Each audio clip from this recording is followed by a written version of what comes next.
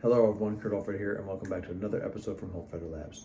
Today we continue on with Fiore's sword in one hand section, and we're going to take a look at maybe some scenarios and situations as to why we might assume this position and how we might get into it based upon weapon tech of the time, that is to say that the scabbards and the belt system, as well as some of the plays we saw before, which is the scabbarded sword against the dagger. So with that being the case here, let's get into it.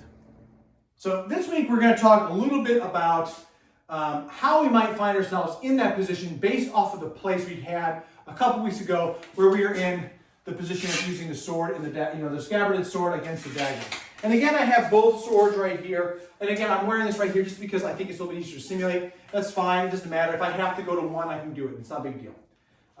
But the big part about this right here is like how I might find myself in these types of positions. How do I make that position right there? And again, because I have this on, I'm going to talk a little bit about drawing into that and how we might be able to create that.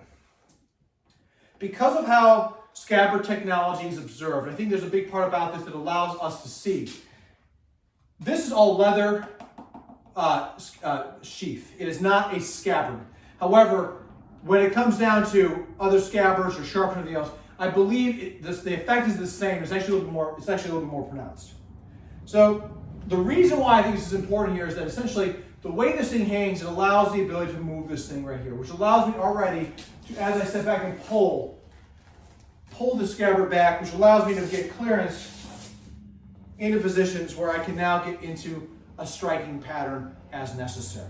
So a big part about this I'm going to show this right here. And again, it works for this. It works on my Albion that has a scabbard from Todd's workshop. It works on that right there. It works on this. It doesn't matter. It works the same way here, and it's very interesting to me. And I think it's a phenomenon that that I don't hear a lot of discussion on. Maybe we are missing. So it's a theory. As I stand like this, you can already tell that the handle is forward on my body, and that allows me to find the sword very easily. And from here, the scabbard is also very long, so I have this tail thing. However, when I remove this, I'm just going to pull it out. The scabbard, because the weight is now down, is more along the side of my leg than it is out here like a tail. I don't think this is a mistake, and I don't think this is just like a random design thing. I actually think that this is probably weapon tech of the time. Because what this does do is, so what does this not do for me here is, it doesn't put it down here so I'm just smacking everybody around me and what I have right here. It puts it down here so that it goes alongside my leg. As it's alongside my leg, it's a lot easier. Yes, it's going to move, but it's closer to my body, so I have less that's flailing out about this right here, and it allows me to do what I need to do as I activate and put the sword into one, or dare I say, two hands against an opponent. The other thing that this allows is, it allows me to find this very quick.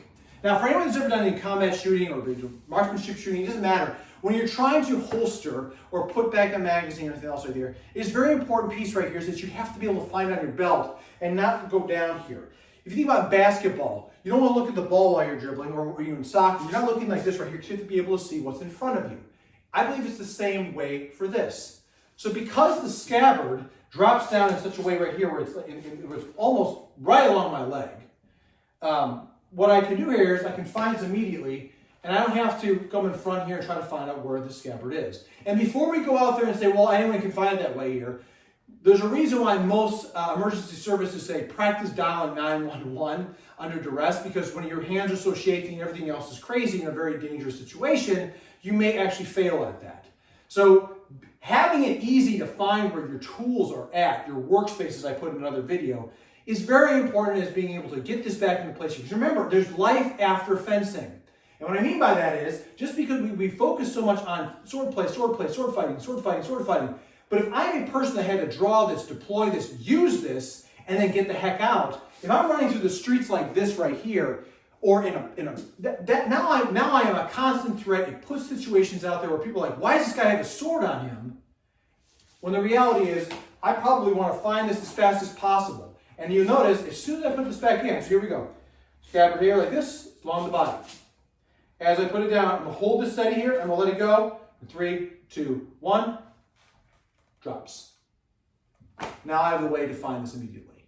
If it's up right here, well again, I can't find it. And if anyone's ever done the armor fight, when you're trying to find your dagger, when you can't find your sword, that's a problem. I believe this is actually much more pointed towards weapon tech of the time. So I talk about this right here because when we talk about this, how do we get to the position of the sword in one hand position? There's a couple of ways. How I like to teach drawing, and again, it's just I have this around my waist here, but I can do it with that as well. It doesn't matter. I can reach over, find the sword immediately, draw this out, and then come down with a turn. So just so people can see that. Very basic and easy. Standing like this, profile. This is what I call the neutral stance. Hands are off to the side. I grab the throat of the scabbard. I come over top right here. As I pull this thing out here, I step back and then I turn.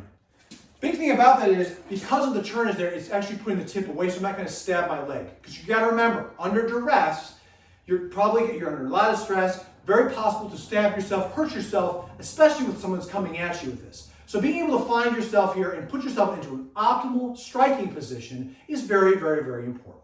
So again, neutral stance, hands to the side, find the throat, grab this right here, I pull this out here in front of me and such.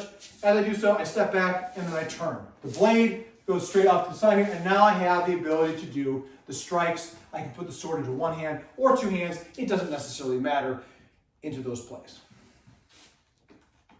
So that right there is one way in which we can do that. Essentially from here, I'm looking forward, that's just a front target. Front target, grab on, draw, turn back. Now I'm right back into the fighting. I'm going to turn to the other side here because this is where, again, the exploration of footwork is so important. I don't believe this was just a fencing manual to win great things. It was a way to also teach people that were retainers, people of interest, etc., to be able to deploy arms in a form and fashion that is necessary. So I can be here like this, reach over. If I step forward with this right here, as I come up with this, I can turn, and now I'm facing backwards, or I'm facing towards this direction. So, target to my right, here, and I'm done. And again, it doesn't matter the length, it's all feasible, it's all possible. So that's just from the scabbard itself. I can use this right here, and we'll talk about this. I had another video earlier on that talked about how I can use this right here to draw and strike, but for right now, we're just trying to make the shape to fight out of. We're not talking about deploying the fighting mechanism right here of how I might go and come up with this. We're not there yet. We'll talk about that in subsequent videos. But for right now, I'm just making the position. And that's the very first one of all this. The other ones I want to talk about are, if we were talking about before, when it came down to the scabbarded sword against the dagger. And personally, again, I think that is a huge part of this manuscript that may or may not actually have some credence with it, that is very, very important to understand.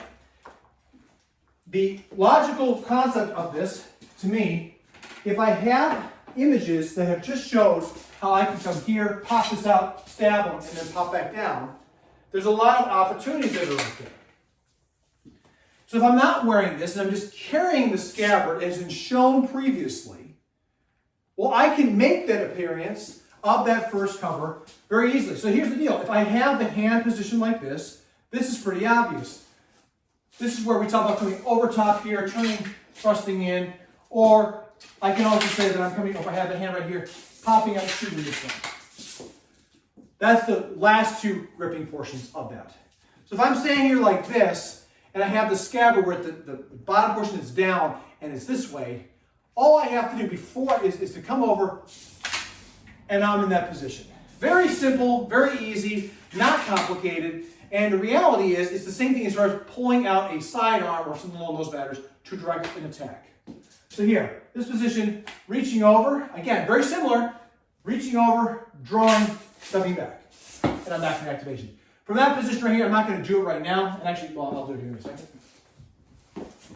is, ditch it. What am I holding on to this for? Or use it. Use the scabbard. Here, over, I draw, step back here, and now I'm in a position where I can fight out of this and use a sword in two hand or one hand, dependent upon the situation.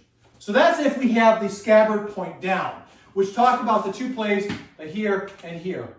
Ultimately, that might be just someone carrying it like this, in this position right here. Again, not a Skyrim character. No one is walking around the city and town like this right here, trying to glide around. They're carrying this in some form or fashion. So I'm just walking around. I have this thing right here. Maybe I'm bearing arms or something. Maybe I pulled this off a saddle. I don't know.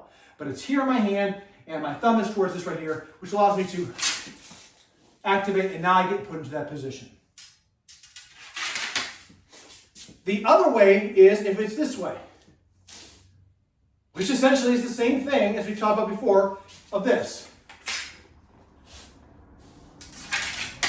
So if I'm carrying the scabbard, again, in a position where the tip is forward, like this, that means essentially I'm getting ready to be in this position or some other kind of concept that allows me to, I might be able to defend. I could be just like this right here. My hand is on the right side of the sword. Either way, it doesn't necessarily matter. So from here, I'm going to talk about being in this position here. Again, all I have to do, if I see this, is turn and I'm backwards. Ditch it off to the side. So here, find it, turn it, draw, and I'm right there.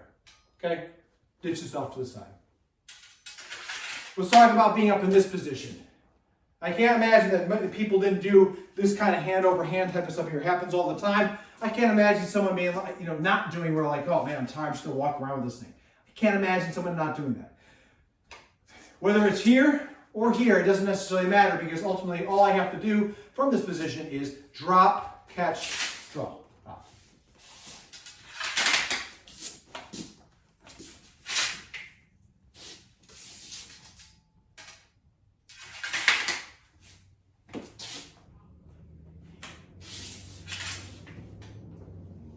Okay? So that right there are two ways to be able to see how these work together in conjunction to one another and create the same kind of concept. Because again, it is my theory and belief that this manuscript, although given to somebody way later on, was never actually intended to be something that's just about laud and praise and showing tournament field type things. These are combat techniques that worked all over Europe, and there are things right here that allow for people to deploy arms that we're carrying to be able to get some type of hurt on target effectively immediately. Again, we got to break away from the video game mentality, like I'm walking around here, it's all about fencing. And I know some people might be saying, well, why would I worry about this episode? Why would I just fling the scabbard? Why would I just this? Why wouldn't I just that?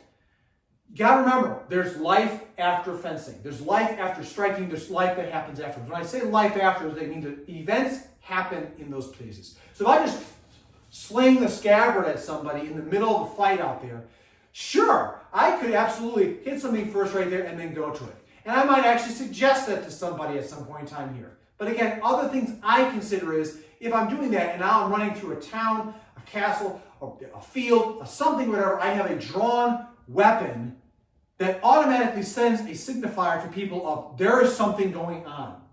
So being able to use this right here and then to get it back into a spot where you can protect it, keep it away, and maybe actually get to a spot where you're actually not a threat, if you will, is also big key factors that I think is important when it comes down to this.